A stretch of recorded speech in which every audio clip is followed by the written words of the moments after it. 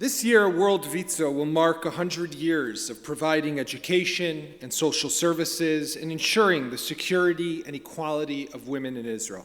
We're happy to have with us today Professor Rivka Lazovsky, Chairperson of World WIZO, to receive the award for WIZO's 100 years of outstanding service to the people of Israel and standing up against violence in Israeli society.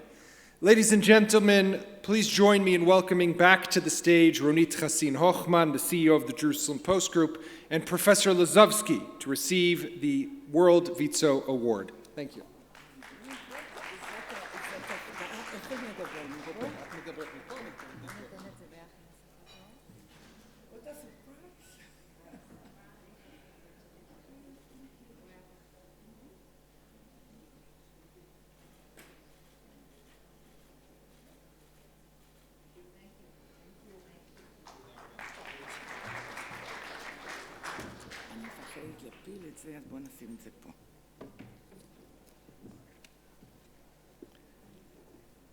Distinguished guests and dear friends, Shalom.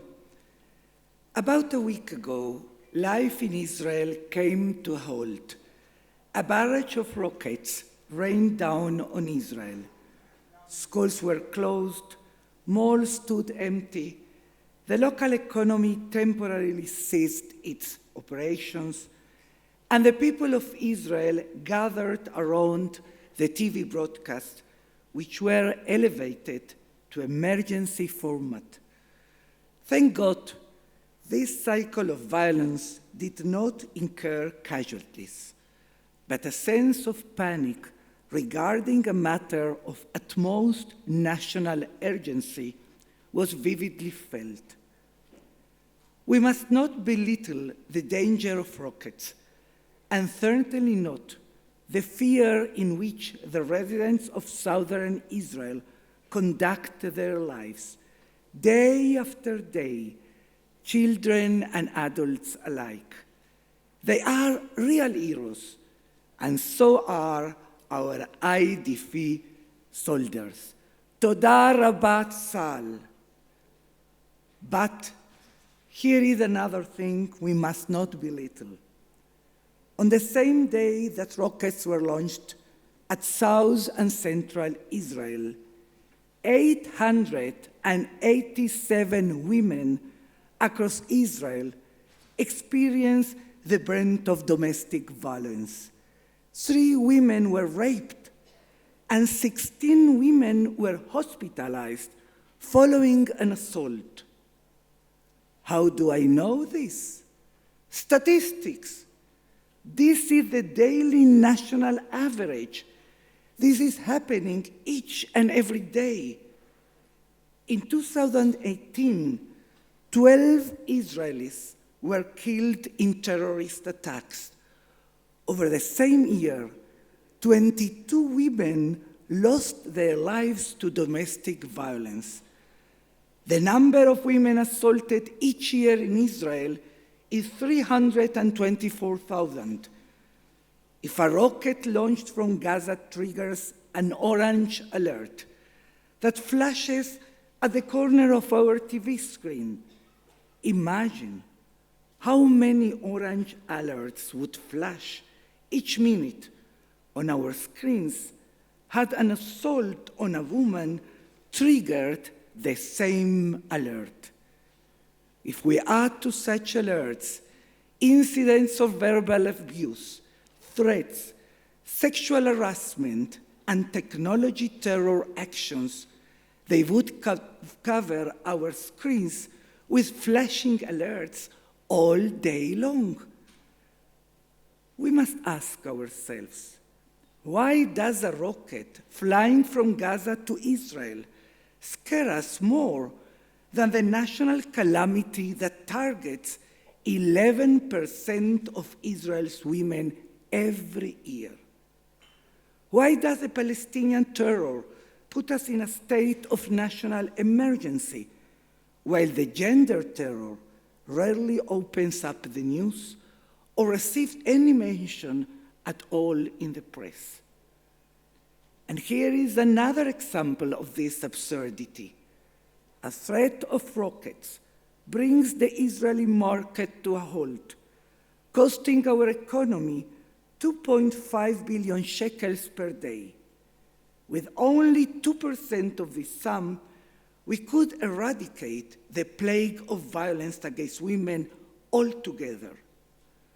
The programs are already drafted. The strategies are known. The government even approved the program's launch. But in practice, the program was successfully intercepted by the Ministry of Finance's Iron Dome. My dear friends, I want to take you for a moment, almost 100 years back, to 1920.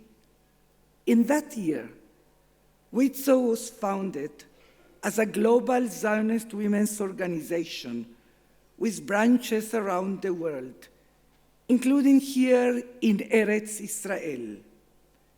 Another historical event that took place that year was the first democratic election in Israel to the elected assembly of the Jewish population in the country. In that election, full rights to vote and be elected were granted to women in full agreement and with no controversy. This was not obvious.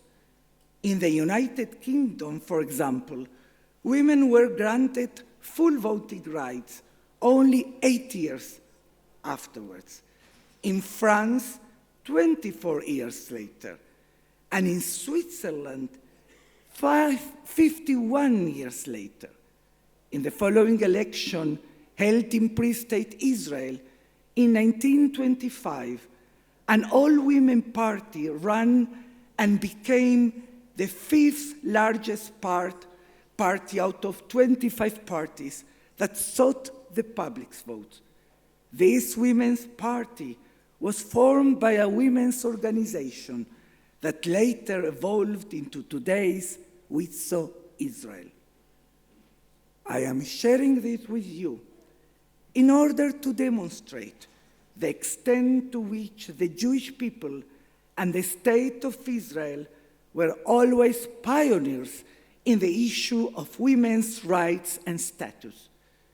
It is my way of showing you how we were the first to understand that in order to build a strong society, women must be made full partners, empowered instead of disadvantaged, favored instead of deprived. We in WIZO have always been here, since those early days to today, to remind, to advocate, to call out when needed, to talk to women and men about women and on behalf of women. WIZO's leadership did this when the British mandate disqualified a woman from legal practice. WIZO's leadership did that when women were underrepresented in the Zionist Council's organs. And WIZO's leadership did that when positions such as mayor were barred for women. What generation of WIZO leaders did, I am doing today, speaking with you here. I feel a sense of urgency and great responsibility.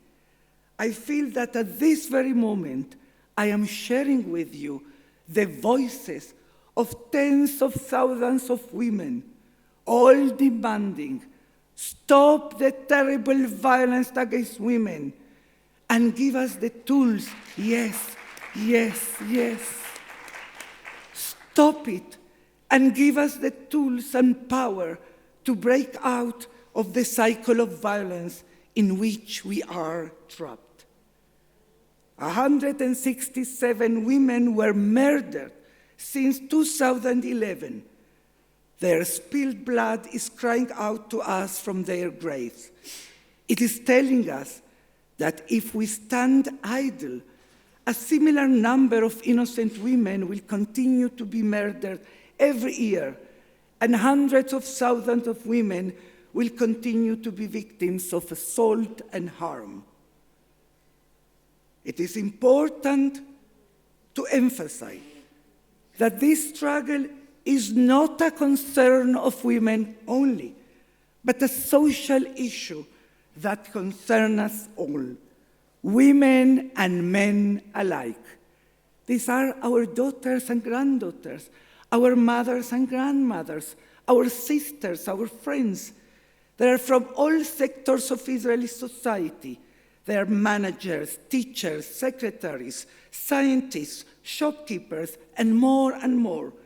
There are also those that shoulder, together with men, the raising and education of the next generation. And most of all, this is about the character of the whole Israeli society.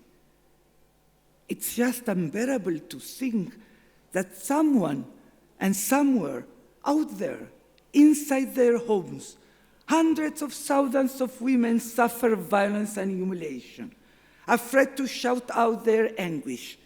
They do not always know the right words to convey their needs, and surely often they do not receive an appropriate stage to do so. It is unbearable to think that women are dying of shame and children are forever affected by these sights and voices.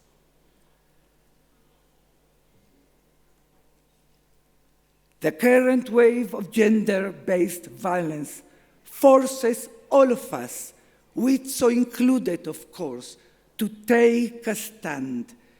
We're facing a national state of emergency. The next victim is just a matter of time, God forbid, and she could be the nearest and dearest women to you, to us. Our previous goals have been successfully achieved. The first woman lawyer in Israel was granted a work permit and even served in the position I now fill. The first woman mayor in Israel was elected in Rishon LeZion and served later on a WIZO Israel's chairperson. And other women associated with WIZO took leading roles in the Zionist movement as leader of national projects, including Youth Aliyah. On behalf of WIZO, on the eve of our centennial, and on behalf of hundreds of thousands of women in Israel, I call upon public officials and party leaders to place the eradication of violence against women at the top of any new government agenda and include it in any coalition agreement. I thank the Jerusalem Post and the organizers of this event for the opportunity to share my thoughts with you.